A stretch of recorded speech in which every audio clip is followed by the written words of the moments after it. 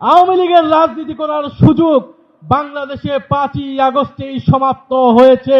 যারা নতুন করে স্বপ্ন দেখছে আওয়ামী লীগকে রাজনীতিতে পুনর্বাসিত করার, তাদের পরিণতি আওয়ামী লীগের মতোই হবে। স্বরাষ্ট্রমন্ত্রী নিরাপত্তা দিতে না পারায় তিনি ব্যর্থ হয়েছেন। তথ্যমন্ত্রী তিনি স্পষ্টভাবে ব্যর্থ হয়েছেন। আওয়ামী লীগের সুশীল সমাজকে তিনি মিডিয়ায় স্পেস দিচ্ছেন।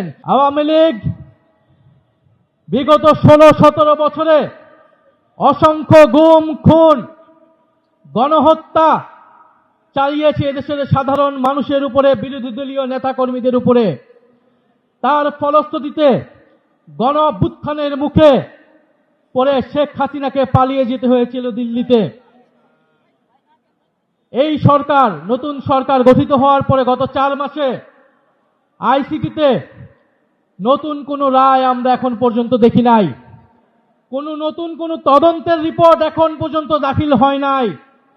এটা স্পষ্টত যে চিফ প্রসিকিউটরকে বসানো হয়েছে তিনি দায়িত্ব পালনে ব্যর্থ হয়েছেন।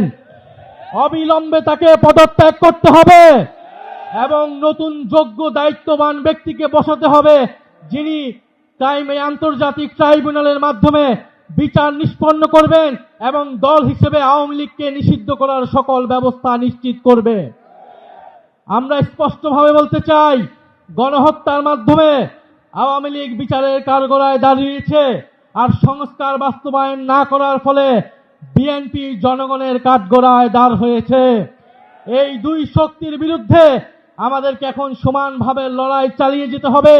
সংস্কার, বিচার এবং বাংলাদেশের সার্বভৌমত্ব রক্ষার জন্য 11 দলীয় ঐক্যের নেতৃত্বে আমাদের এই লড়াই সংসদ এবং সংসদের বাইরে আমরা চালিয়ে যাব। আপনারা সেটার জন্য কি প্রস্তুত রয়েছেন? শরীফ ওসমান হাদী হত্যার বিচারকে আমরা নিশ্চিত করব ইনশাআল্লাহ। সেই সকল হত্যাকাণ্ডের বিচার আমরা নিশ্চিত করব।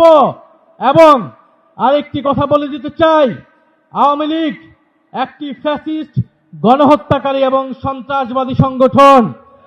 আওয়ামী লীগ দেশের স্বাধীনতা, সার্বভৌমত্ব বিরোধী সংগঠন, যার আশ্রয় হয়েছে দিল্লিতে, কারণ আওয়ামী লীগের শেকড় রয়েছে দিল্লিতে।